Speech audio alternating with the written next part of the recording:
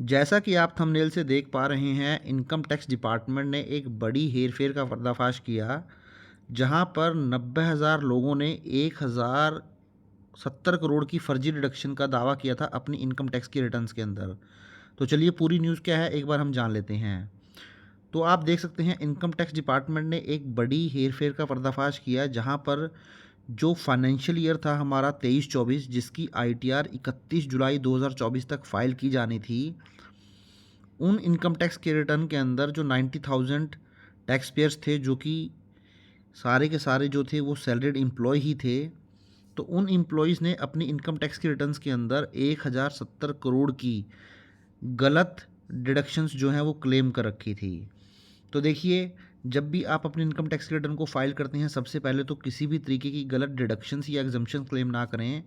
Generally जो salaried employees होते हैं, सैलरीड एम्प्लॉयज़ क्या करते हैं, एचआरए जो उनको हाउस रेंट अलाउंस मिलता है और वो रेंट की पेमेंट करते हैं, उसको अपने इनकम टैक्स के रिटर्न के अंदर जनरली क्लेम कर लेते हैं, या आप भी कुछ डिडक्शन गलत क्लेम कर लेते होंगे अगर आप सैलरीड एम्प्लॉय भी नहीं हैं। इसी तरीके से और भी बहुत सारी डिडक्शंस होती हैं, जो कि मैं आपके साथ आगे डिस्कस करूँगा।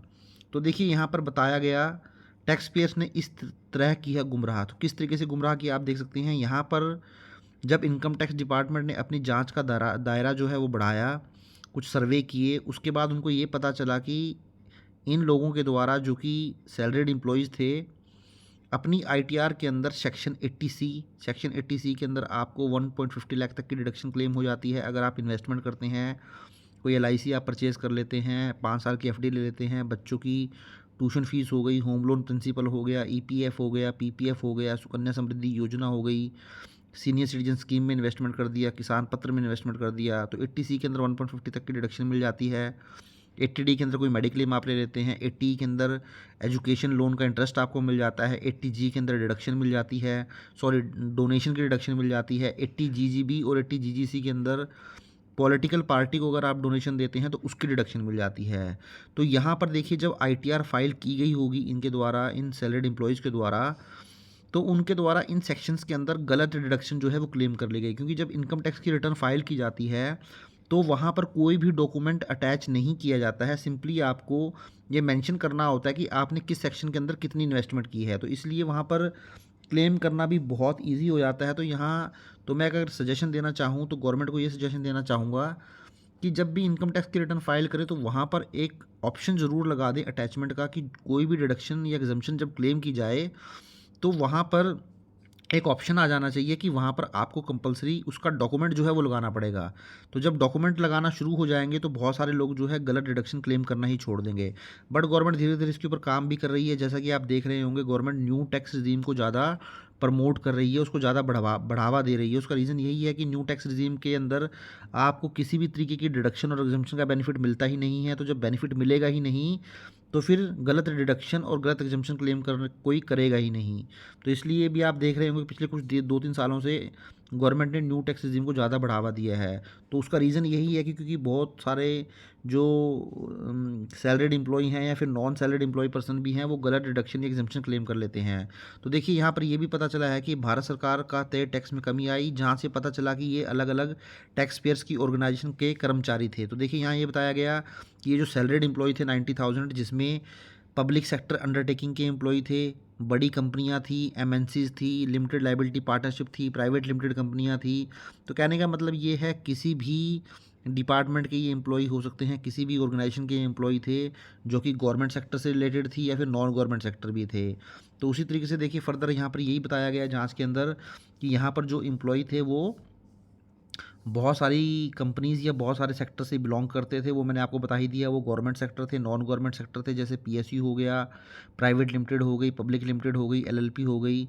तो इन तरीके के कर्मचारियों ने जो है गलत तरीके से डिडक्शन क्लेम की थी। अब फर्दर आप देखें, क्या ऐसे मामलों पर नकेल कस पाएगा इनकम टैक्स डिपार्टमेंट।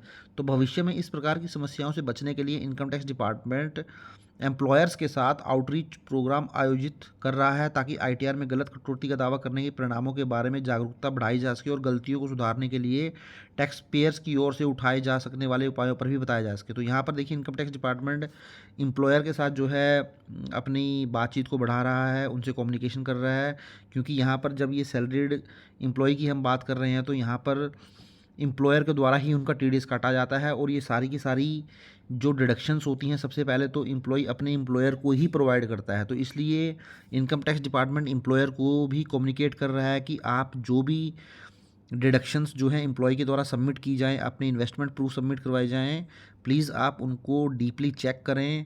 कहीं ऐसा तो नहीं है कि आपके एम्प्लॉय जो है गलत इन्वेस्टमेंट करके गलत जो है डॉक्यूमेंट जो है आपको सबमिट करवा रहे हों, फेक डॉक्यूमेंट सबमिट करवा रहे हों।